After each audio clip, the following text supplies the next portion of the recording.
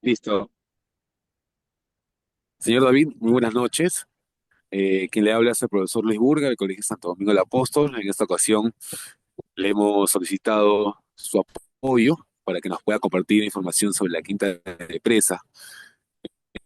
Eh, los integrantes de esta reunión, la mayoría son alumnos de quinto de secundaria, quienes también ahora tienen la gran labor de difundir esta información sobre este gran monumento del Rímac, ¿no? Hace unos minutos le había comentado algunas actividades que habíamos realizado el día de ayer, pero qué mejor que el día de hoy pues lo pueda complementar con con su información, ¿no? Porque bueno, ya conozco su larga trayectoria que tiene eh, con referente a esos monumentos que nos rodean en la capital. Así que, señor David, no quiero alargar más esta reunión porque sé que tenemos hasta las 8:30 nada más. Así que, chicos, lo dejo con el señor David. Señor David, lo dejo con mis estudiantes y espero que esta reunión sea, pues, muy, muy gratificante. Muy bien, profesor Luis Enrique, muchas gracias por la presentación. Espero que me escuchen bien todos los que están presentes. Quiero primero felicitarlos por este esfuerzo y empeño en conocer y preparar maneras, ¿no?, de poder difundir nuestro patrimonio. El tema que hoy voy a compartir con ustedes, en el cual voy a alcanzarles un poco de información histórica sobre todo, es sobre uno de los espacios más importantes que tiene el RIMAC en cuanto a patrimonio, historia, arquitectura, que es la Quinta de Presa, ¿no? La Quinta y Molino de Presa, que es el nombre que tiene este espacio. Patrimonio limeño, ¿no? Como me presentó su profesor, yo soy David Pino, soy director de Lima La Única, un espacio en redes que tiene hace varios años, y también el Instituto de Estudios Históricos de Lima. Y como les comenté, hoy hemos preparado un programa para compartir con ustedes, en los cuales, por supuesto, voy a estar atento a preguntas que hayan. Pueden utilizar la herramienta del chat del Zoom para escribirlas, o al final también dejar un tiempito para poder responder cualquier duda que tengan, ¿no? Y por supuesto, para poder conocer la importancia de este espacio, hay que conocer el contexto, ¿no? El contexto, hay que conocer qué cosa fue ese espacio en el pasado, por qué es importante. Está ubicada la Quinta de Presa en Girón Chira, ¿no?, que es parte del actual distrito del Rímac. Y vamos a hablar un poco de lo que es el Rímac en el pasado.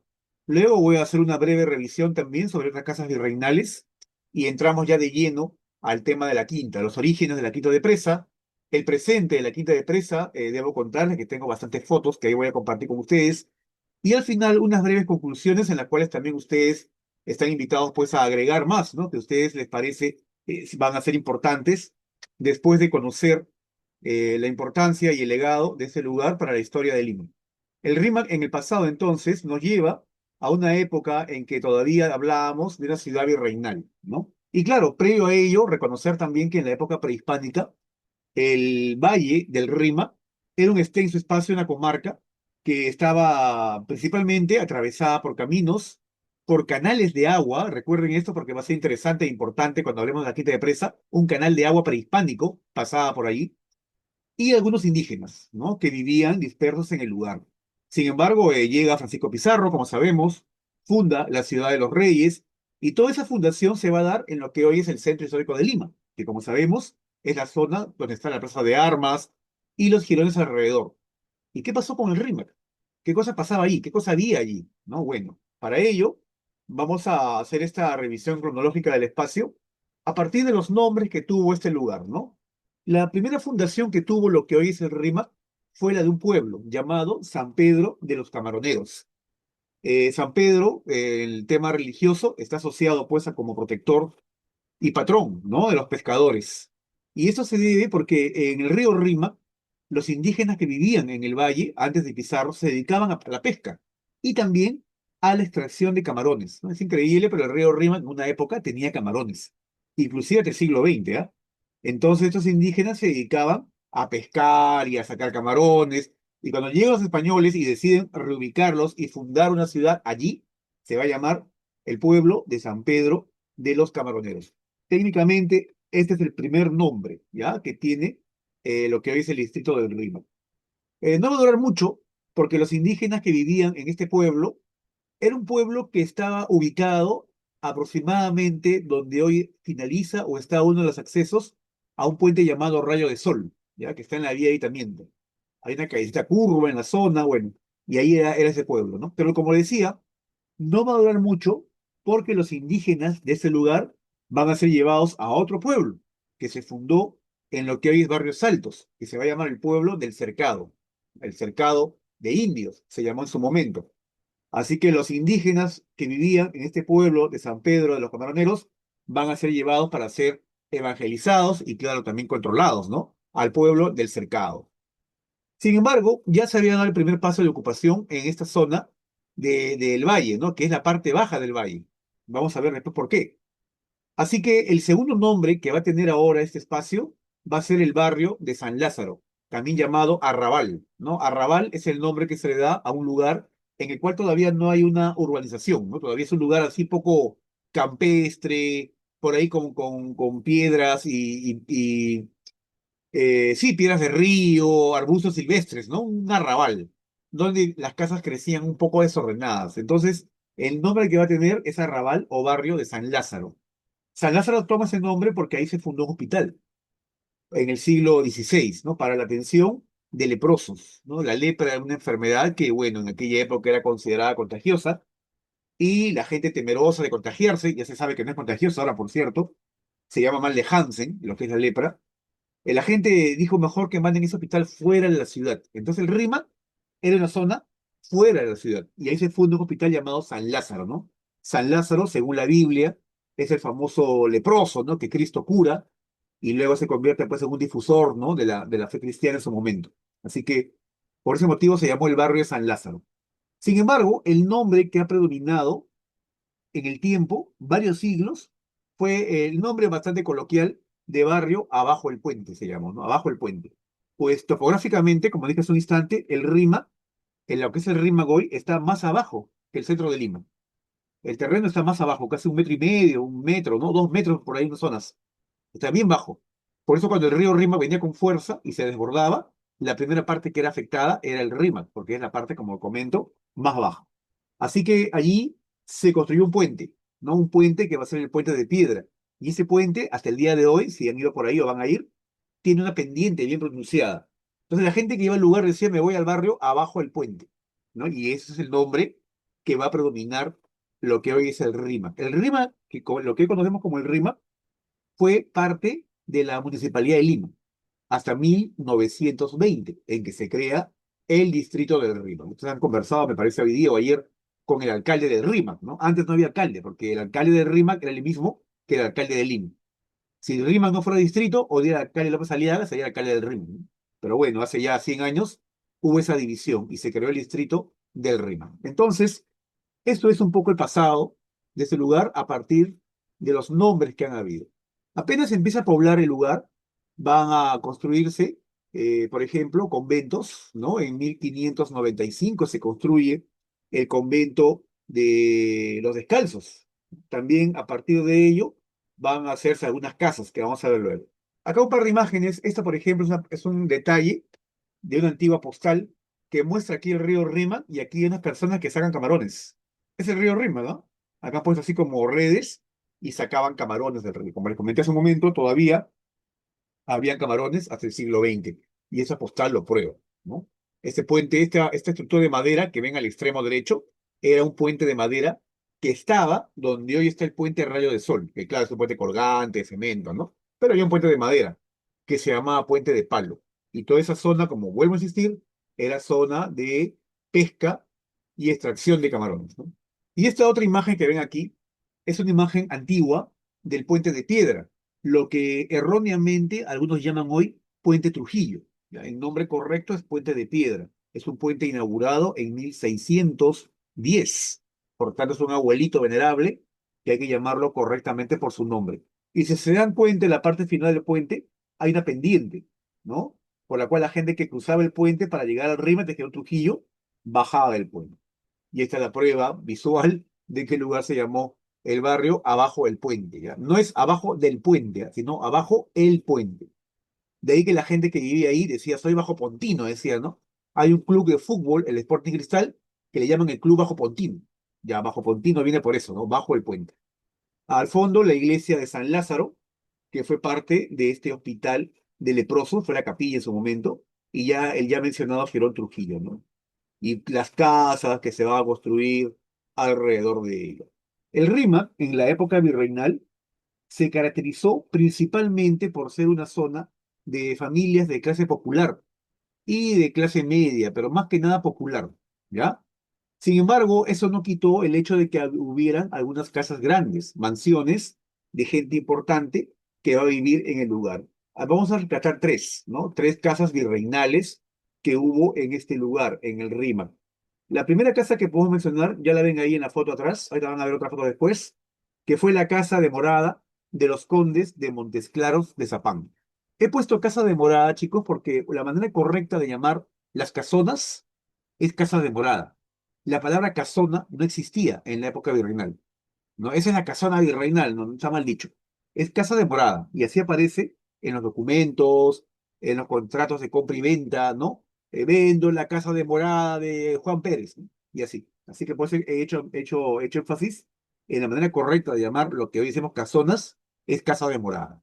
Una de las casas de morada más importantes que hubo en el Rima, construida en 1768, fue la casa de morada de los condes de Montesclaros de Zapán. Tenemos que recordar que hubo una época en que Lima, por su capital, por su calidad de capital virreinal, de ciudad cabeza del reino del Perú, tenía una clase social que era considerada la nobleza limeña, ¿no? Y habían títulos nobiliarios que hacían pues honor al apellido o al lugar donde venían. Así, por ejemplo, había marqueses y condes. Por ejemplo, quizás han escuchado ustedes por ahí el marqués de Torre Tagle, ¿no? O el conde de la Vega del Rey, en fin, personajes que van a ser como cualquiera vecino de la ciudad, pero que habían alcanzado un estatus social que, bueno, tenían pues ese tipo de acceso, ¿no? Y ser parte de la nobleza limeña en esta época era pues el acceso total a negocios, al comercio, es cómo se manejaba un poco la vida en aquella época. Y como les comenté hace un momento, si bien es cierto el Rímac no fue una zona de gente adinerada, sí había algunas familias importantes que vivían en el lugar, ¿no? Una de esas casas es la casa de morada de los condes de Montesclaros de Zapán, que hasta ahora existe. ¿Ah? Y van a ver, bueno, hoy ya no es una casa de los condes, obviamente, ¿no? Ni vive una familia. Es una casa multifamiliar, pero todavía tiene en su arquitectura elementos originales de la época. Ahora lo verán en instantes. Luego, otro personaje muy conocido que también es una casa de morada importante fue la Perricholi. Quizás ustedes han escuchado hablar de ella, famosa actriz llamada Micaela Villegas Hurtado de Mendoza, ¿no? María Micaela Villegas Hurtado de Mendoza. Conocida, pues, quizá por las novelas, ¿no? Por la serie de televisión, por ser la pareja de un virrey, ¿no? El virrey Amat, ¿no? Enamorado del virrey y hacía obsequios. Pero en realidad Micaela Villegas fue un personaje bien interesante que en base a su trabajo logró ser una gran empresaria del teatro, ¿no? Era millonaria, ¿no? Era una mujer ya muy acaudalada, y ya en este estatus de mujer rica, millonaria, compra un terreno en el Rímac y construye ahí su casa de morada, que ahora van a ver luego. Ya no existe, pero hay muchas imágenes de lo que fue la casa, ¿no? Y la última, que es el tema de la charla, la quinta y molino de presa, que vamos a ver luego. Entonces, aquí unas imágenes. Esto, por ejemplo, es el presente de la casa de los condes de Montesclaros de Zapán. Está ubicada en una plazuela llamada Plazuela El Baratillo, ¿no? Y como les comenté, hoy es una vivienda multifamiliar. Viven ahí como 30 familias. En realidad, es un estado tuburizado, ¿no? Un solo caño, un solo baño para todos. Imagínense las colas que hay que hacer en la mañana para lavarse la cara. Pero en medio de todo ello, todavía conserva elementos originales de la época de su construcción, como por ejemplo la gran portada de acceso, con esos detalles rococó, porque en la época en que se construye esa casa está en vigencia un estilo arquitectónico llamado rococó, igual que la Quinta de Presa, como veremos luego. Y el rococó se caracterizaba por este movimiento, ¿no? Ese movimiento que ustedes ven en el de la portada. O sea, no es una portada circular, ¿no? Ni un triángulo neoclásico, tiene este movimiento y todo ello. Bueno, es una de las características, no la única, pero del rococó. Esto es original, por ejemplo. La portada acá ya alterada con un portón de fierro. Hay una piedra en la entrada que dice 1768, que fue el año en que se finalizó la construcción. También en las esquinas de la casa hay estas columnas que ven aquí, que se llaman guardacantón, y que era una manera muy común en la época virreinal de proteger los cantos o la esquina de la casa. Cuando doblaba la carreta, jalaba por caballo, no calculaba bien, a veces pesquiñaban la puntita de la casa, ¿no? La esquina. Colocaban columnas, colocaban cañones, piedras, y bueno, ese, por ejemplo, es una evidencia también de que es una casa muy antigua. Y lo otro es el mirador.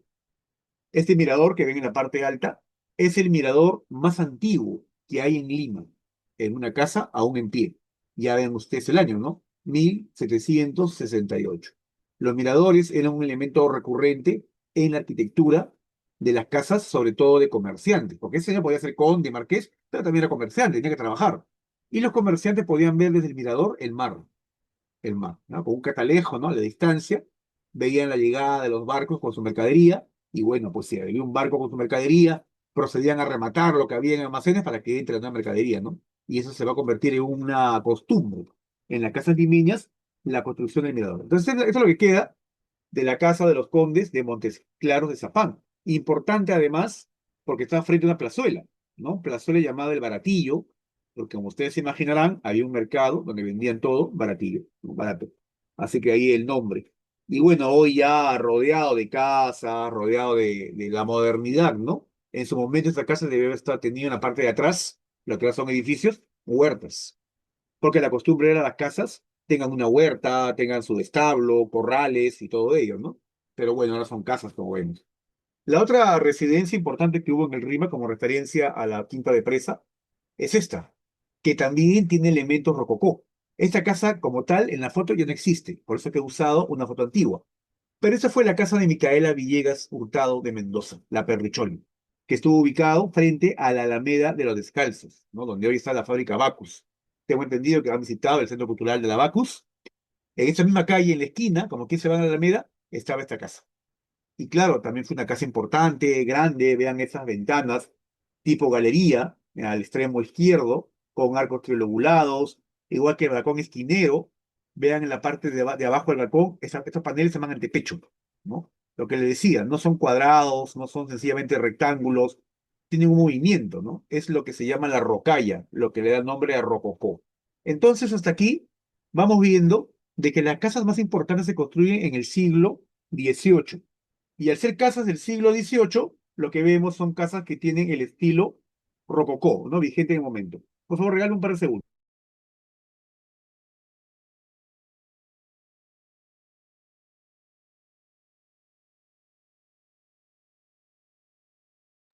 Por favor, chicos, quédense ahí, deme por favor unos 30 segundos. Ahí regreso.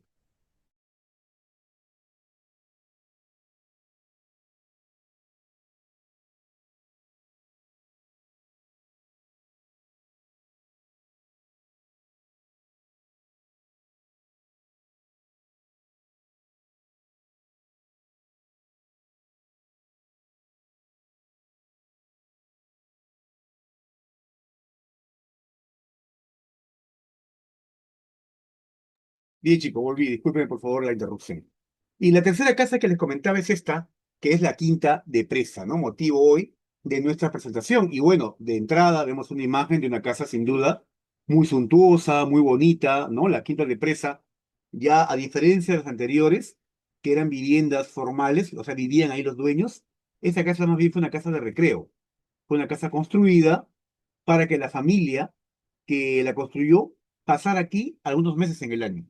No fue una casa de campo, por decirlo así, porque la familia que vivía aquí tenía su casa en el centro de Lima. La familia Carrillo y Albornoz, que ahora vamos a ver quiénes son, ¿no? En detalle, tenían su casa en el centro de Lima, al costado del Mercado Central, por cierto, ¿no? En una calle llamada Presa, la cuadra 6 de Girón Guayaga. Ahí estaba la casa principal de ellos.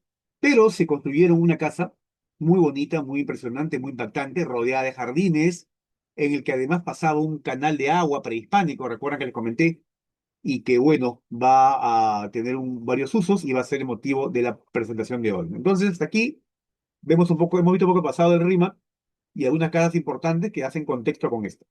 Vamos ahora ya a entrar de lleno a los orígenes de la Quinta de Presa, ¿no? Los orígenes de la Quinta de Presa. Y para ello hay que comentar algunos datos respecto a este espacio, ¿no? Se sabe, en principio, de que la zona del Rímac en la época virreinal no era de casas, era de huertas, huertas y casas hacienda. ¿Ya? Hay varias familias importantes que tenían su casa hacienda en el Rímac. casas haciendas que con el paso del tiempo se van a urbanizar y hoy pues son parte de lo que es bueno, que es la gran parte de la zona de la avenida Alcázar, la avenida Mancaes, prolongación Tacna, ¿no? Que es una parte, digamos, que no está en el centro histórico de Rímac, ¿ah? Me refiero hacia ese lado, donde está la Quinta de Presa, ¿no? Lo que está hacia, digamos, la parte más norte, ¿no? De lo que es el Rímac. Habían, como repito, casas hacienda. La una se llamaba La Menacho, en fin, otras más. Y obviamente cada hacendado, para poder mantener su cultivo, para poder trabajar sus tierras, usaba las aguas del río Rímac, pero no estaban cerca del río Rímac. Había un canal de agua que había sido hecho en la época prehispánica, que se llamaba el canal de Piedraliza, ¿ya? De Piedraliza. Este canal de Piedraliza se formaba a la altura del barrio de Piedraliza, que hoy está en el Rímac. Si ustedes un día se van a San Juan de Lurigancho y van por el Cerro San Cristóbal, van a llegar a un barrio que se llama Piedraliza. Ya por ahí estaba la salida de este canal de agua, que usaba agua del río Rímac, pero que también se abastecía con agua de afluentes subterráneos. Porque una curiosidad, ¿no? Que ustedes deben saber es que debajo de buena parte de lo que es el Rímac hay manantiales de agua, ¿no? Entonces, este canal prehispánico, hecho por el hombre hace como 2000 años, llevaba el agua hacia el interior del valle, ¿no? Y claro, ya en la época virreinal, esas haciendas que se ubicaban allí van a utilizar el agua del canal de Piedralízar. Entonces, el aspecto de este espacio hacia el siglo XVI, XVII, es un aspecto rural. Ya, por ejemplo, se sabe que para 1690, que ya es finales del siglo XVII, el dueño de ese terreno, esa zona era don Martín Arias del Castillo y su esposa, doña Manuela, Manuela Arias del Castillo. Manuela y don Martín. Eran dueños de un molino de harina, casa y viñas en la zona.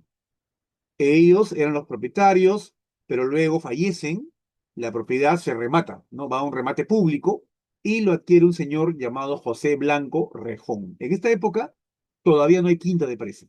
Hay casas sencillas, ¿no? Pero lo que se hay es el molino.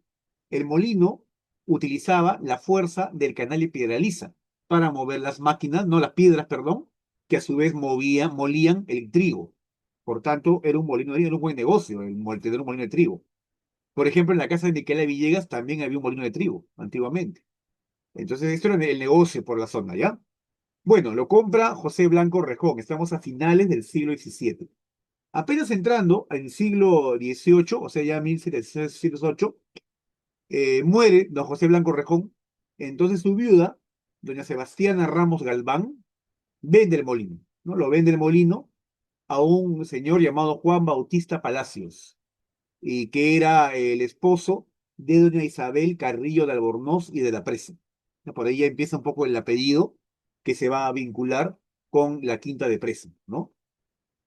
Para esta época, ellos cambian el negocio, ¿no? Ya no quieren moler trigo, lo convierten en molino de pólvora. La pólvora también era un material, un elemento, obviamente, para las guerras bélicos, ¿no? Muy solicitado, que se vendía a Europa. Entonces era negocio tener un molino de pólvora.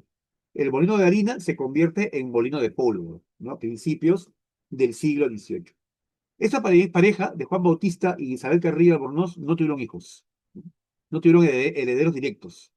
Por tanto, cuando muere don Juan Bautista Palacios y queda como dueña, pues, ¿no? Doña Isabel Carrillo Albornoz, ya viejita, ¿qué hago con esta propiedad, con lo que tengo? Nombró como albacea. Albacea es un término que se refiere, pues, como que hay alguien encargado de manejar sus bienes, ¿ya? Albacea. En 1765, o sea, imagínense, casi como 60 años después, nombra albacea y heredero universal de todos sus bienes a su sobrino, don Pedro José Carrillo de Albornoz y Bravo de Laguna. Aquí todavía no hay quinta de presa, ya todavía no hay quinta de presa. Aquí lo que hay todavía es lo mismo, molino de pólvora, viñas, o sea, se cultivaba uva, entendemos con eso, y unas cuantas casitas, ¿no? Que habían en el lugar. Luego ya muere doña Isabel Bravo Carrillo de Albornoz y ya queda pues como heredero absoluto don Pedro José Carrillo de Albornoz y Bravo de la Luna.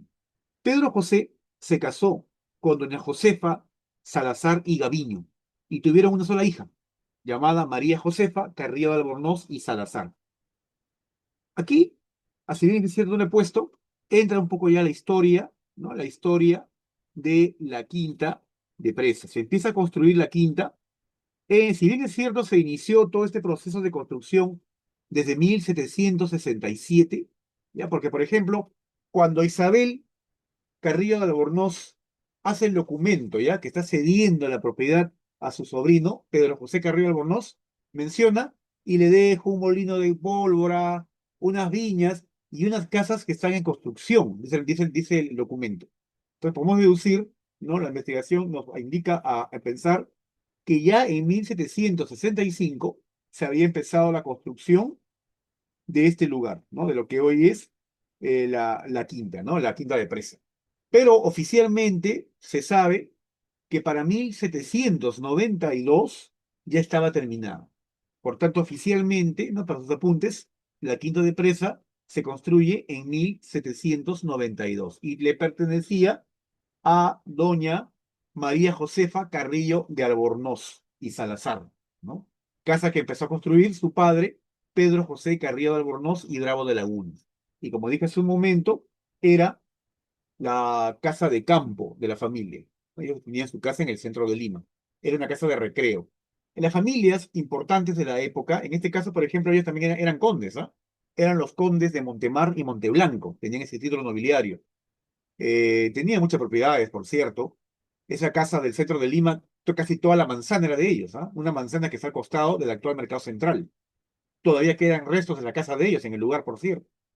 Ahora es una galería donde venden artículos para cumpleaños, piñatas y todo eso. Pero quedan restos de la casa. Bueno, ellos era parte después del lujo de la época, ¿no? Tener mi casa de campo.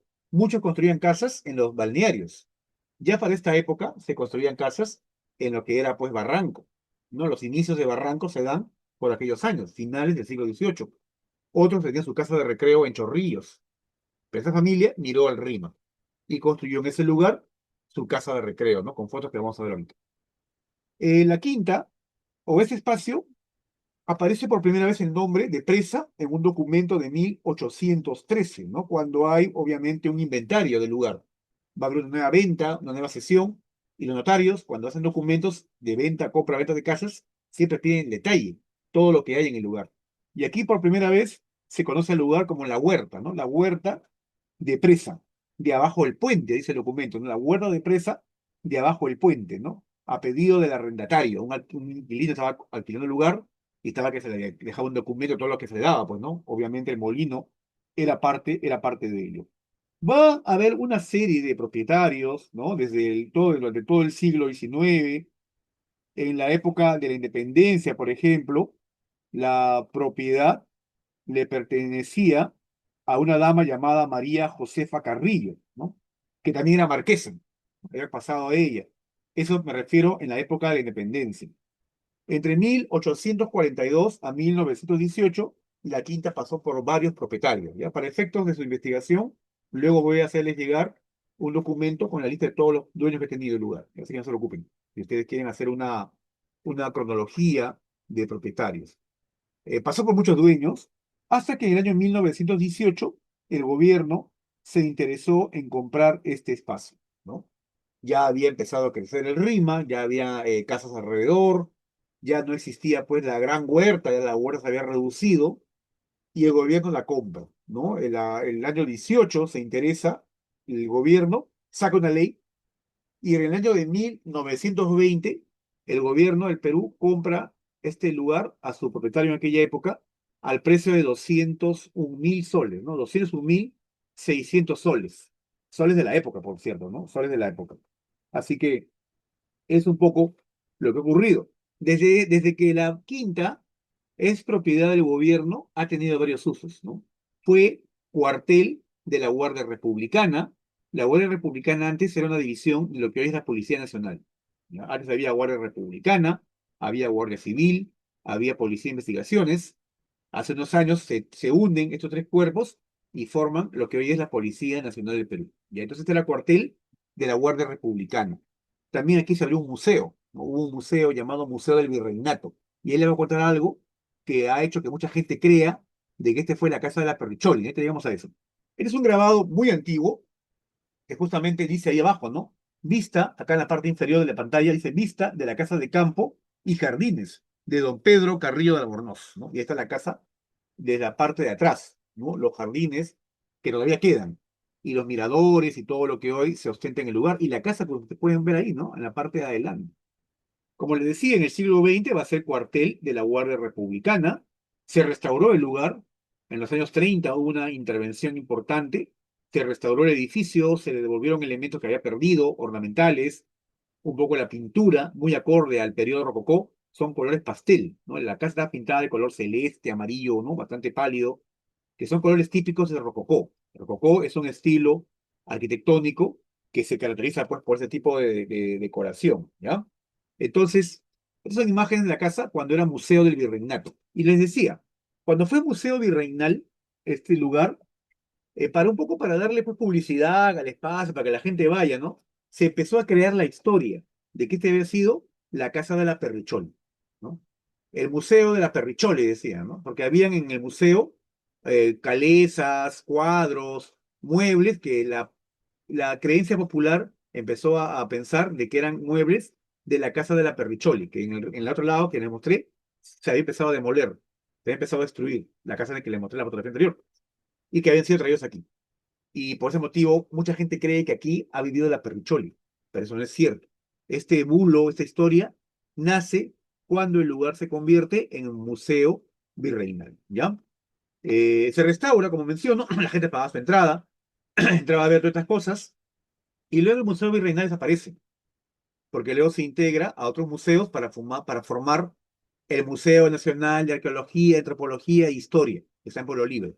¿Ya? Ahí se fue, o ahí se fue a parar el Museo Virreinal, que tenía, como ustedes verán, un espacio único, ¿no? Así se veía, por ejemplo, los jardines, con esos árboles de pino, palmeras, ¿no? Por ahí unos ficus, bastantes flores alrededor, miradores, se veía, y los cerros, pues, del Rímac en la parte de al fondo, ¿no? La casa, vean este señor, que está acá en la parte inferior, está con su sombrero de policía. Este es uno de la Guardia Republicana también, ¿no? Ahí se combinó, estaba junto la Guardia Republicana y estaba junto el museo, no es que haya sido uno después de otro.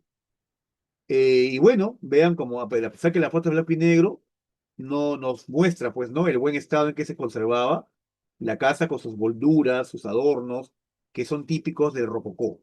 El rococó es un estilo arquitectónico que surge en Lima después del terremoto que asoló la ciudad en 1746, ¿no? Hubo un terrible terremoto que destruyó Lima y la reconstrucción, ¿no? Que se llevó, bueno, este terremoto destruyó todo lo barroco, ¿no? El barroco es ese estilo súper recargado en la fachada, en los balcones, ¿no? Todo se cayó.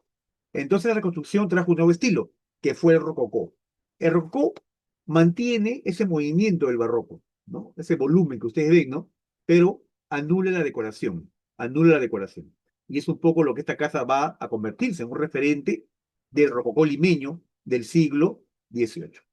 Ahora sí pasemos a lo que es el presente de la quinta, ¿no? ¿Qué ocurre en la quinta actualmente? Bueno, vamos a ver imágenes de este espacio. La quinta de Presa, desde que fue sede del Museo Virreinal del Perú y cuartel de la Guardia Republicana, luego quedó cerrado bastantes años, varias décadas. En la década del 80 funcionó en este lugar eh, una sede del Banco de Vivienda, ¿no? Unas oficinas que hicieron obras nuevas al lado izquierdo de la residencia. El lado izquierdo, en la imagen, ¿no? Esa puerta que está acá al extremo izquierdo por la que se ingresa a áreas nuevas, ¿no? Áreas modernas que se encuentran allí. Así que fue sede de oficinas bancarias también, ¿no? No agencia de bancos, no oficinas del Banco de Vivienda del Perú. La parte central se conservó casi inalterada, con algunos adornos, muebles que habían quedado de la época del Museo Virreinal. Y la puerta que está acá a la derecha, al extremo derecho, es la puerta a un espacio donde estuvo el molino. Toda esa parte derecha es el molino de pólvora y de granos. Entonces, molino y la quinta o la casa al costado. Para entrar a la casa, y vamos a ver luego imágenes, hay un puente. Esa entrada que ustedes ven aquí es un puentecito. Puesto que si se dan cuenta, aquí debajo hay un hueco, ¿no? Un vacío. Inclusive acá al extremo hay un arco. Ahorita vamos a ver todo eso. Por ahí pasaba el canal de agua, ¿no? Aquí hay fotos del interior de la casa.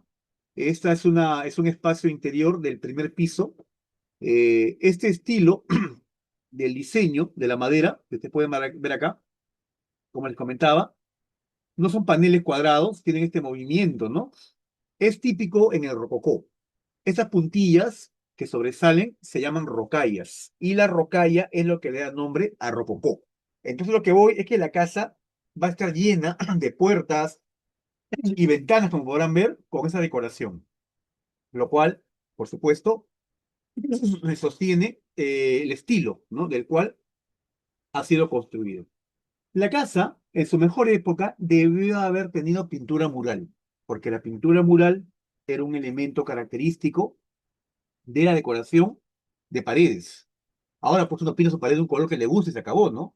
Pero en esa época no, pintaban paisajes, pintaban flores, pintaban dioses griegos, en unos casos pintaban imágenes religiosas, era algo común, la pintura mural en esta época.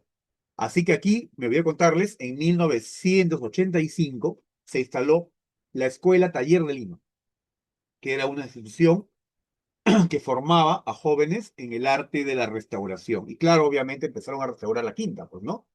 Así que lo que ven en la imagen es una propuesta de figuras que luego tenían que ser pintadas con colores. No, no se hizo, quedó así tal cual, ¿no? Este acabado de azul, parece hecho con cal, es también la manera como se pintaba en la época. Igual que las columnas, ¿no? Que también tienen un acabado encalado. Una vista desde el primer piso hacia la galería del segundo piso. Debo aclarar que estas fotos no son recientes. Deben tener unos 2 años o 3 años como mucho, ¿ya? Que las hice en el lugar. Ahora vamos a llegar al presente instante, ¿ya? Para que se dé una idea de cómo es que se veía este lugar durante muchísimos años, ¿no? La vista de esta galería, desde arriba, era de un gran jardín. Este jardín que ven, en el cual había glorietas, pozos y albercas o piscinas. Además de estos arcos que ven ustedes aquí, que originalmente no estaban tapados, eran como portadas a otra huerta que había atrás. La parte de atrás, donde hoy hay este edificio verde, eran huertas. Pero el edificio en realidad se construye y con ese color verde porque es sede de la Guardia Republicana. Ese lugar es sede de la Guardia Republicana. Otros espacios del interior, ¿se acuerdan la imagen antigua en la que se veía pues súper recargado, lleno de detalles, ¿no? Bueno, ya no están todos esos árboles, sin embargo aquí hay jardines y se conservan, como repito, algunas glorietas. No es un mirador con una escalera de madera y miren que se sostiene sobre una viga solamente, ¿no? A una vez recuerdo haber subido a ese lugar y el lugar pues temblaba de arriba, parece una pajarera, ¿no? En su mejor momento fue un mirador y es original de la época, ¿ya? Obviamente no vamos a caer en el purismo de decir que está igualito, ¿no? Con los materiales. Debe haber tenido una intervención en la época en que se convirtió en Museo Virreinal, que fue en 1938, ¿no? Otros espacios de los jardines, como vemos ahí, glorietas cerradas, parecen pajareras, ¿no? Que había en el interior. También habían albercas y fuentes de agua como esta, muy bonita con azulejos de la época. Acá los originales son los azulejos que se ven aquí. Eso de acá, ¿no? No estaban completos, así que en la restauración se le colocó pues estos que ya obviamente permiten ver la diferencia entre uno y otro.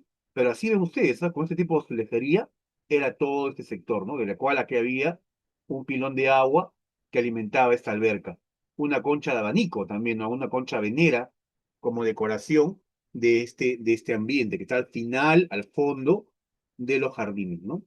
Más vistas desde la parte del segundo piso. Se ve ahí otra glorita más, la que está aquí, que tiene además una media luna árabe, ¿no?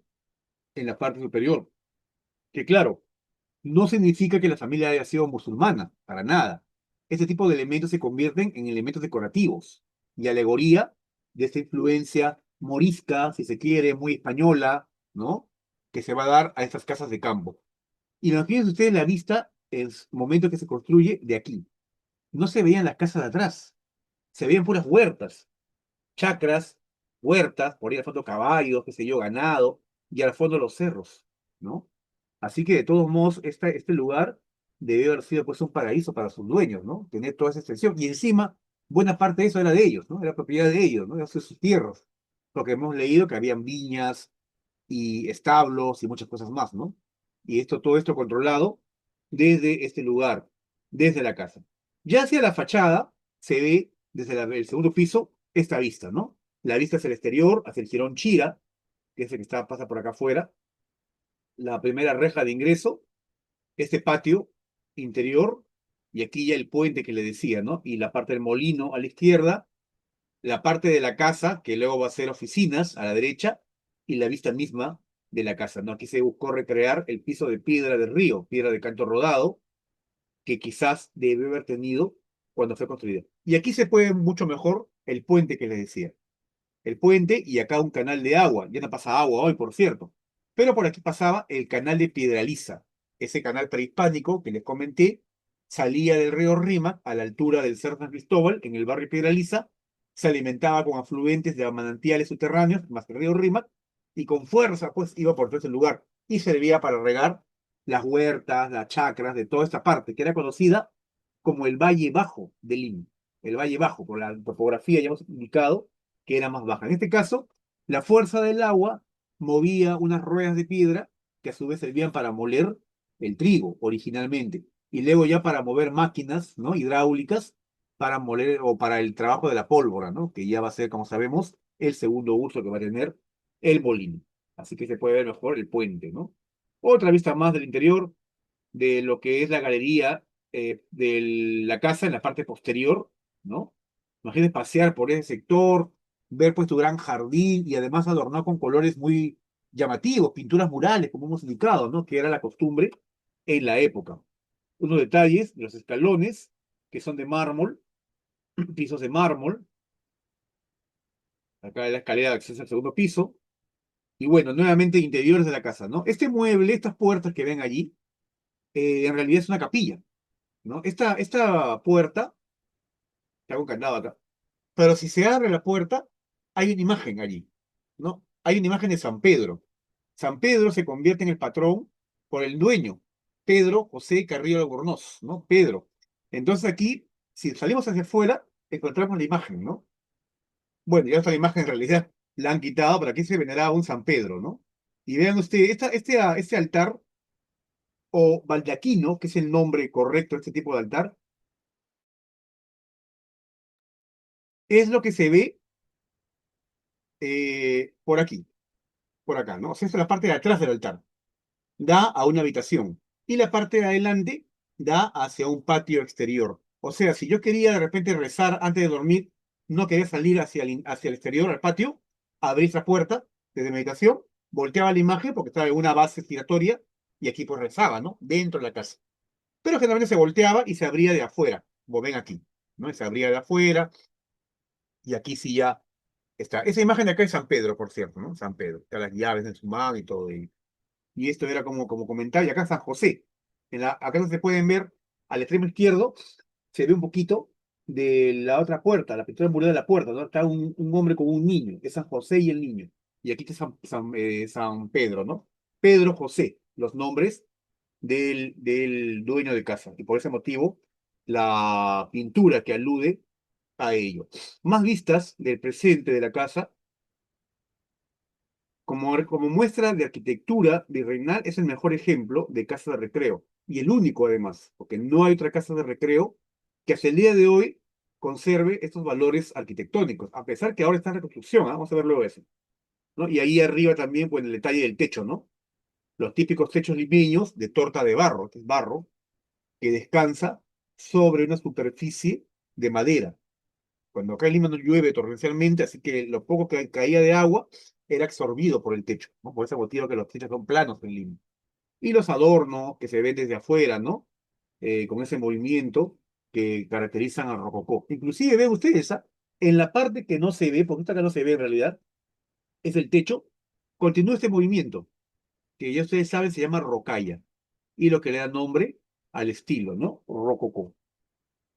Esta parte es la parte superior de los salones, ¿no? Que no se ven comúnmente, ¿no? Otra vista más desde la parte alta de los jardines, acá se ve ya todas las glorietas, la glorieta con media luna, la entrada principal, una con un tipo pajarera, ¿no? Con un solo poste, al fondo, las fuentes que le mostré con azulejos, y bueno, pues todos los sectores que comprenden hoy el interior de este lugar.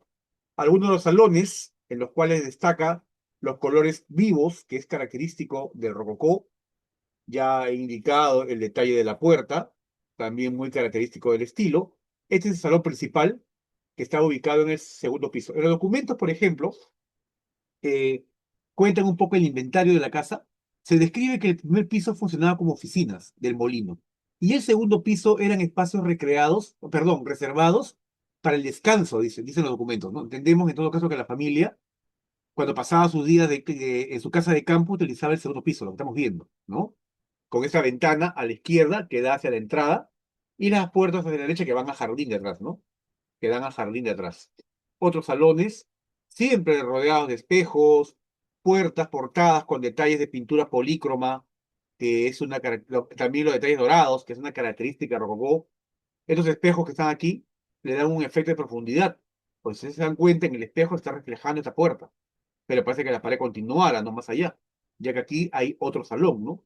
Es una característica rococó, el jugar visualmente con espejos, con la dimensión de los espacios. Por eso es que en las casas rococó habían bastantes espejos, espejos con marcos dorados, claro, es la moda, ¿no?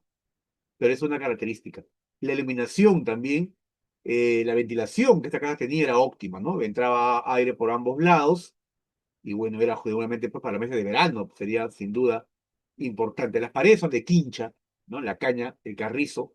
El primer piso es de adobe, ¿no? Paredes más gruesas, adobes de barro, que le dan esa solidez y esos son detalles. Esta es la vista, vean ustedes, del jardín interior desde la sala, ¿no? Con la puerta ahí a medio abrir.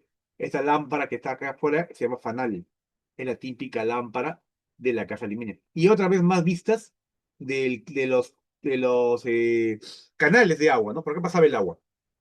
Pasaba el agua que ya venía del molino. Porque esta parte de aquí es el molino. Este es nuevamente el primer piso, es la parte de adelante. Y son los arcos por donde pasaba el canal de Piedraliza cuando funcionaba. Este es, pues, chicos, en suma, el molino y la quinta de presa, ¿no? Un espacio que en realidad durante varios años ha sido objeto de proyectos de recuperación, esfuerzos de muchas instituciones que han querido ponerlo en valor. Desde la primera restauración que se hizo en la década del 30 para que sea el Museo del Virreinal, luego la Escuela Taller, ¿no? En 1985, que también le dio esa pintura que han visto ustedes, ese acabado pues, de pintura pastel y todo ello, hasta muchos proyectos recientes, en el cual se ha buscado mantener y conservar el lugar, ¿no? El espacio ha estado, como muchos espacios patrimoniales abandonados, sometido a la destrucción. Esa foto que ustedes ven a la izquierda, bueno, ponen la foto del ministro, cuando era ministro Salvador Solar, da cuenta del colapso, ¿no? De una de las columnas y techo de un sector de la galería que hemos visto en el segundo piso. Vean ustedes el año, ¿ah? 2017. Y claro, la denuncia fue, pues, ¿no? Que el Ministerio de Cultura tenía abandonado el monumento. Porque recuerda que esto lo compra el Estado. Y el Estado lo ha cedido a diferentes instituciones. A la policía, que en esta época era el Ministerio del Interior, luego lo cedió ya al INC, que era el Instituto Nacional de Cultura, y luego él se convierte en Ministerio de Cultura. Por tanto, el dueño actual de la Quinta de Presa es el Ministerio de Cultura. Entonces, obviamente la denuncia no era lógica hacia el dueño, que es el Ministerio de Cultura. Por eso dice ahí arriba el título. Dice ahí, hace 4 semanas se derrumbó parte de la famosa Quinta de Presa, uno de los monumentos históricos más importantes de nuestra ciudad. La quinta empresa es propiedad del Ministerio de Cultura, ¿no? En el mes de mayo, el Patronato del RIMAC y el World Monument Fund comunicó formalmente sobre el peligro de derrumbe, pero el Ministerio de Cultura no hizo nada. Claro, anunciaron que estaba por derrumbarse, que hay que apuntalarlo, propusieron labores preventivas que no se hicieron y finalmente colapsó esa parte, ¿no? Aquí justamente otra noticia en el cual da cuenta de alianzas que se han estado haciendo para poner en valor, ¿no? Dice ahí, el Ministerio de Cultura, el MINCETUR, que es el Ministerio de Turismo, y la World Monument Fund y el Patrono del RIMAC forman una alianza público-privada para poner en valor la histórica Quinta de Presa. Aquí la parte privada es el Patronato del RIMAC. El patronato es un tipo de institución que se junta, que es conformada por diferentes personas, todos ellos con un interés, obviamente, en recuperar un espacio. Pueden ser, bueno, es gente vinculada generalmente a empresas, son empresarios que están dispuestos a conseguir dinero e invertir. Por ejemplo, el patronato más famoso que hemos tenido fue el Patronato de Lima, que se juntó para conseguir que Lima sea Patrimonio Mundial por UNESCO. Tiene un cometido, ¿no? Hay también un Patronato de la Salud, que busca que un hospital en Barrios Altos, el San Andrés, sea el Museo de la Salud. Entonces, un patronato se junta para un lugar, poner en valor y recuperarlo íntegramente. El Patronato del RIMAC se crea para que los valores culturales e históricos y patrimoniales del RIMAC se recuperen. Y entre ellos, por supuesto, la Quinta de Presa es uno de ellos. Por eso el hecho de que se haya firmado un convenio, como acá ustedes pueden ver, para poner en valor la Quinta de Presa fue una buena noticia. Sin embargo, debo contarle que esa noticia debe tener como 10 años, ¿no? Continuamente el lugar ha sido intervenido, ¿no? Este, por ejemplo, un aviso que se colocó allí en el año 2014, más o menos, ¿ah? Recuperación de la plazuela, dice ahí, nos estamos trabajando. Y acá hay imágenes de cómo que se intervino la plazuela en su momento. A lo que voy es que intentos por recuperar la quinta han habido muchos, como dije al principio, ¿no? Siempre esfuerzos que al final, al no tener una continuidad, quedaban pues en buenas intenciones. Este fue el sentido, por ejemplo, ¿no? Pero muestra un poco los esfuerzos que se hicieron por recuperar. Se construyó una glorieta al costado de la quinta, ¿no? Se recuperó la plaza, que era una pampa de tierra, se le colocó piso de piedra, piso de adoquines de piedra, se colocaron jardineras, buscando darle relevancia, ¿no? Al inmueble que es patrimonio. Ya luego cuando toma, digamos, el lugar, el patronato del RIMAC, aquí va a empezar a hacer actividades, visitas, talleres de arte, como pueden ver. Este anuncio no es nuevo, es un anuncio que tiene ya varios años también, ¿ya? Pero lo que voy es los esfuerzos continuos que han habido para la puesta en valor y recuperación del lugar. ¿No? Ahí siempre hay proyectos, ¿no? Hay proyectos, siempre el render es muy bonito cómo se ve todo. Acá se puede ver un proyecto de la recuperación de la fachada de la quinta, vean que usted con el agua pasando, vean el agua cómo pasa por abajo, jarrones con jardines, la casa iluminada, nuevos ingresos hacia la parte administrativa, la parte del molino y la casa en sí, ¿no? Pero esto no deja de ser una imagen por computadora, igual que esta, ¿no? La parte de atrás. Vean cómo se ve, qué bonito, ¿no? Acá inclusive hay una propuesta de cambiar la escalera, porque aquí la escalera está ubicada al centro, aquí está a un costado, ¿no? Bajo techo. La parte que se cayó es la parte de acá. Bueno, la imagen, como dice, aguanta todo, es un bonito diseño, sin duda. El que lo diseñó sabía, porque además el jardín, ven ustedes, tiene la propuesta de rocallas. Este movimiento del jardín es propio de Rococó. Los grandes jardines de Versalles y edificaciones o espacios de esa época lo tenían. El presente es este, ¿no? Uno busca noticias de la quinta de presa y se encuentra con constantes esfuerzos por ponerlo en valor. Vean ustedes, por ejemplo, aquí, vean todo el año, ¿no? Vean ustedes, 2017, la recuperación de la quinta de presa. En pocos meses, dice, ¿no? Se lanzará la licitación. 2017, ya casi 8 años. Luego, en 2021, ¿no? Hubo varios. Desde junio se recuperará al turismo la quinta de presa. Mincetur invierte en millones, ¿no? El Plan Copesco ya es una noticia buena, porque el Plan Copesco es actualmente la que está trabajando en la quinta, como veremos luego, ¿no? Este que es la más moderna, la 2023, da cuenta de los proyectos que tiene el patrón del RIMAC para la quinta, que luego de varios años de esfuerzo por encontrar una inversión y arreglarla, se ha hecho realidad, ¿no? Esta noticia de este año dice ahí, Plan Copesco Nacional avanza con la restauración de la quinta de Presa, ¿no? Ahí está todo el equipo y el proyecto que se está haciendo. Hay una inversión, dice ahí, de 16 millones de soles por parte del MINCETUR, Ministerio de Turismo, ¿no? La zona de los jardines del interior se están trabajando, se han levantado el piso, se están haciendo cafeterías. Es una intervención en realidad bien agresiva, debo decir, pero que bueno, habrá que ver, pues, ¿no? Cómo queda a futuro. Y el presente de la quinta de Presa es este. Está cerrado por ahora, no se puede ver nada, y el letrero que indica ahí, ¿no? 480 días, más de un año de obra. Esta foto la tomé hace como 5 o 6 meses, así que todavía debe quedar medio año más para poder ver ya recuperado la quinta de Presa. Algunas conclusiones que vale la pena recordar en este momento. La quinta de Presa es un ejemplo notable de casa de campo de finales del siglo XVIII. Destaca su arquitectura y diseño, como hemos visto. Es importante saber que la quinta de Presa es patrimonio de la nación desde 1972, según Resolución Suprema 2900, ¿no? Que se dio el 28 de diciembre de 1972. Su plazuela, la parte de afuera, ha sido declarada ambiente urbano monumental. Esto implica que no se puede demoler y que cualquier puesta en valor debe respetar los valores originales del espacio, ¿no? Ya como conclusiones generales, El patrimonio edificado es fundamental porque estos edificios son testimonio de la historia, la cultura y la identidad de una comunidad, además de poseer un valor arquitectónico y estético, como lo hemos visto en el caso de la Quinta de Presa. La restauración y conservación de estos espacios no solo preservan la memoria colectiva, también puede revitalizar áreas urbanas, generar empleo y promover el turismo. Eso es lo más quizá importante, ¿no? Porque aquí la idea no es hablar con la familia, lo que arriba Albornoz, que era... No, la idea es que este edificio hoy sirva para, por supuesto, contar esa historia, pero sobre todo genere una economía que beneficie a los vecinos de la zona y que revitalice esa parte del RIMAC.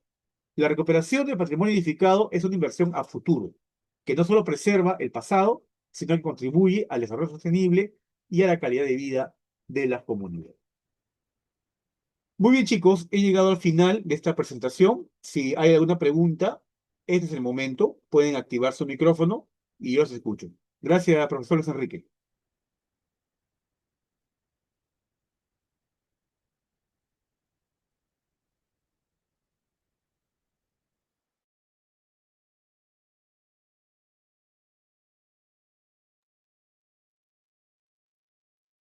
Si hay alguna pregunta, pueden escribirlo en el chat o activar su micrófono, que los escucho.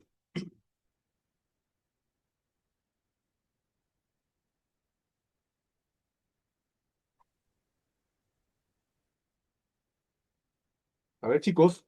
Cualquier consulta que tengan pueden hacerla ahora, que es el momento. Yo de momento me comprometo a pasarles un documento, un archivo, donde está buena parte de las cosas que les he contado, ¿no? Hace un momento.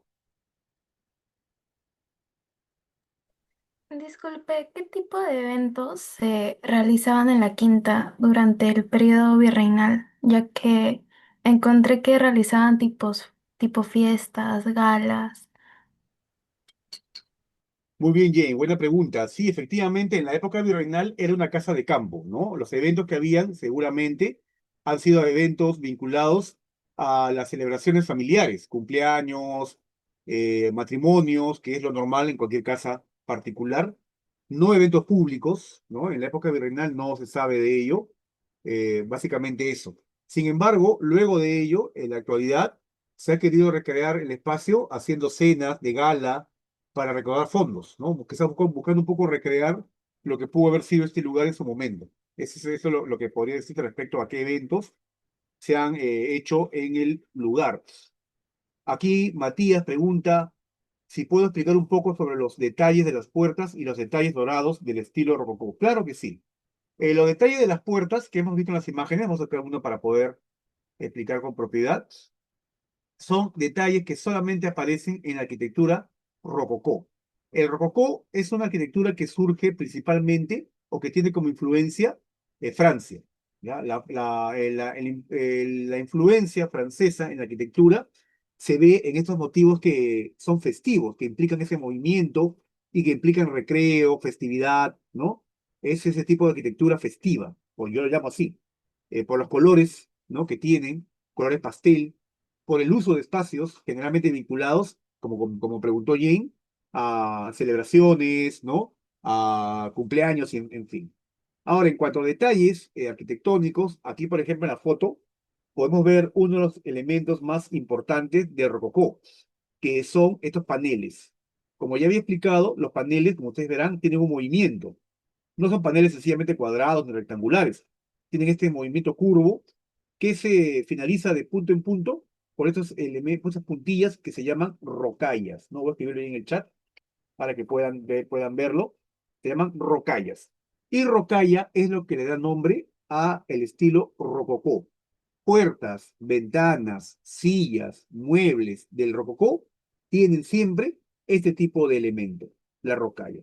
El color dorado de rococó alude a los palacios de Versalles. Como acabo de comentar, la influencia francesa es muy fuerte en este estilo.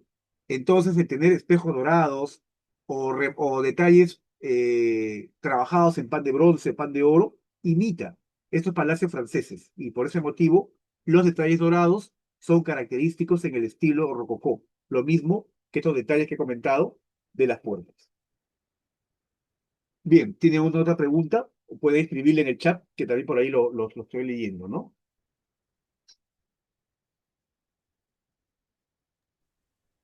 Ellos vestían en vestimentas rococó, ¿no? O sea, eh, vestidos así tipo renacentistas. Ya, muy bien, Jane. Buena pregunta. La vestimenta. La vestimenta en la época rococó es sin duda, por ejemplo, una vestimenta que va de acuerdo con esa arquitectura, vamos a decir así. Mangas anchas, ¿no? Las sombreras bastante elaboradas. Las faldas también muy anchas, muy abiertas, que eran en realidad sucesión de varias faldas por dentro. En muchos casos usaban un elemento de hierro que formaba la falda, llamado crinolina, ¿no? Entonces las faldas eran anchas, entre las modas solían pintarse el rostro bastante, ¿no? Con polvos de color blanco, usaban abanicos, ¿no? La moda del abanico para abanicarse, ¿no? Así haga frío, ¿no? Era muy común.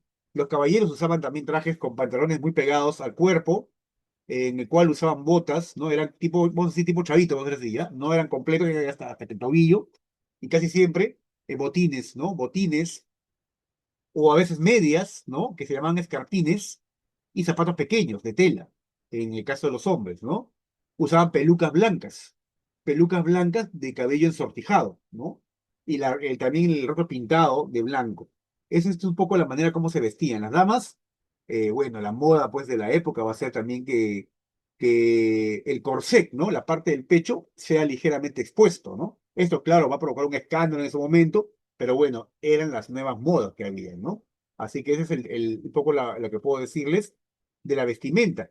Y es interesante porque el proyecto que están haciendo ahora es también hacer aquí un museo del vestido, ¿no? En este lugar. Así que quién sabe, por ahí se puede recrear ese tipo de vestimenta que hubo en ese momento, ¿no? Aquí pregunta Estefano que quisiera saber más acerca del funcionamiento del molino de presa, con lo que recolectaban el molino, a quienes se comercializaba, cuál era su uso. Muy buena pregunta, Estefano. Como había comentado al principio, el uso de este molino, que como todo molino de agua, se mueve con la fuerza del agua. El agua entra con fuerza y esto hace mover un eje, que a su vez, un eje de madera, ¿no? Que a su vez mueve una piedra, en la que hay encima otra piedra. Y bajo ella, por cierto, se ingresaba en este caso los granos, ¿no? Cuando era de harina. Se molía eso y bueno, era el molino de harina. La pólvora tenía un sistema distinto, ¿no? Ya se usaban unas máquinas que también funcionaban con la fuerza del agua, pero que tenían otro sistema para poder fabricar la pólvora. La pólvora, como sabemos, es un producto bélico, por eso se hacen balas, balas de cañón, ¿no? Explosivos. Y un buen cliente de estos molinos de pólvora que hubo en Lima, no por hubo varios, era el gobierno del rey, el rey de España, ¿no? Porque estaba en constantes guerras contra Francia, contra Holanda, y había una muy buena producción de pólvora aquí en el Perú. Así que a tu pregunta, eh, a quienes se comercializaba era venta al Estado. Lo compraba el virrey, ¿no? Y el virrey lo enviaba a Europa. Quizás también se usaba para había algo para uso local, porque había una época que se vendía pólvora en las bodegas, ¿no? Uno iba a comprar pólvora, que tenía un uso distinto, o sea, no para hacer pues bombas, ni nada por el estilo, ¿no? Podía utilizarse para quemar cosas, quemar, por ejemplo, follaje o plantas en las huertas, maleza, ¿no? Se vendía pólvora en cantidades mínimas, en tiendas, en bodegas. Hay el caso de un incendio, ¿no? Tenía uno. Ah, y en muchos casos la venta de pólvora era clandestina y prohibida, por cierto. Entonces, todo eso también funcionaba, ¿no? Pero era el gobierno, principalmente, Estefano, quien compraba la pólvora. Bien, chicos, ¿tiene alguna pregunta más? Quizá podemos dar tiempo para una más. Puede abrir su micro o escribirle acá por la ventana del chat. Sí, buenas noches, ¿me escucha? Sí, Matías, adelante.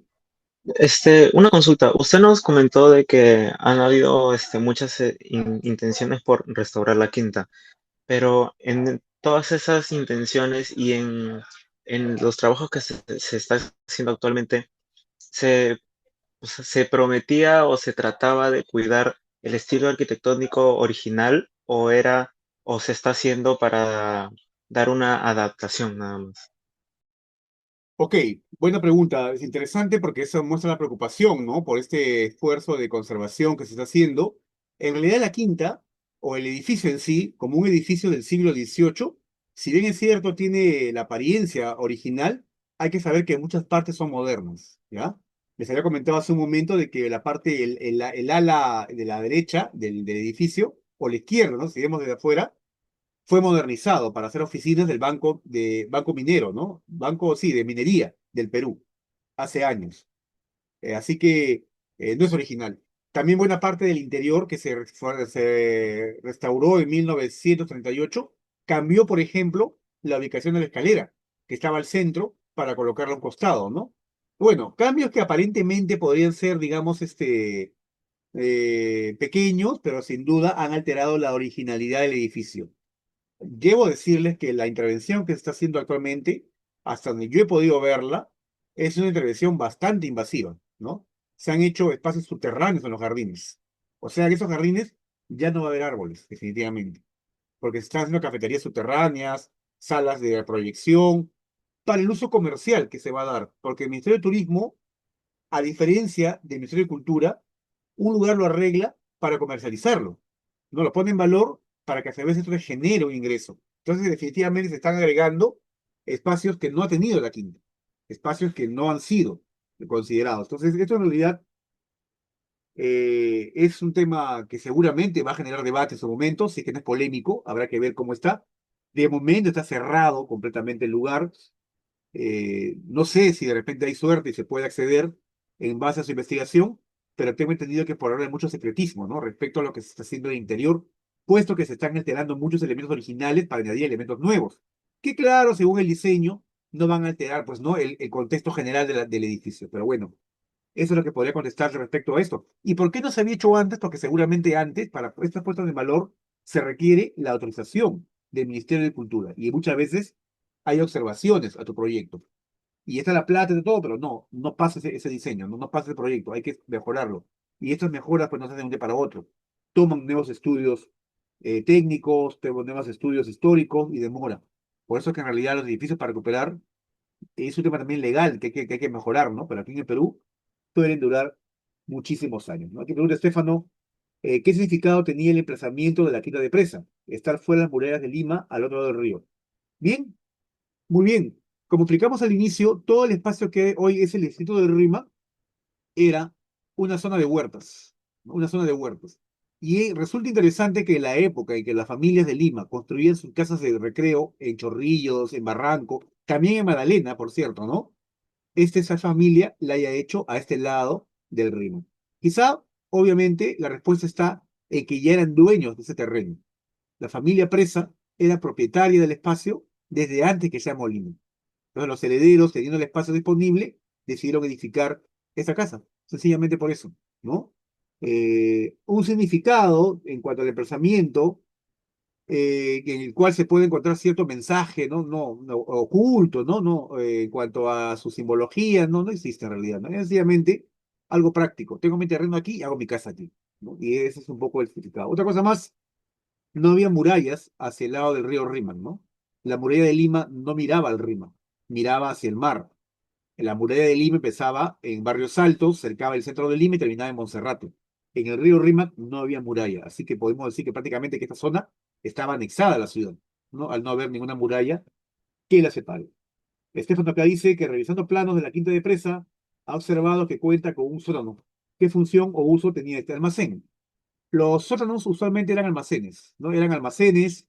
Hay una leyenda urbana, como siempre hay, de que ahí había un túnel que conectaba esta casa con otras casas vecinas. En realidad, como dije, son leyendas urbanas. Pero básicamente el sótano, en este caso, era depósito, almacén, de los sacos de pólvora, o los sacos de harina, o cualquier cosa que se comercializase en su momento, ¿no? Era lo que había en el lugar. Muy bien, chicos, ha sido un gusto estar con ustedes. Si tienen más preguntas, con todo el gusto del mundo, háganse llegar a su profesor para que me las envíe y yo voy a escribirles y responder por ese medio, ¿ya? Les agradezco mucho su atención. Vuelvo a insistir, si tienen preguntas adicionales, escríbanle al profesor para que me las haga llegar, que estaré encantado de seguir contándoles, bueno, todo lo que pueda, ¿no? Sobre este gran espacio limeño. Muchísimas gracias.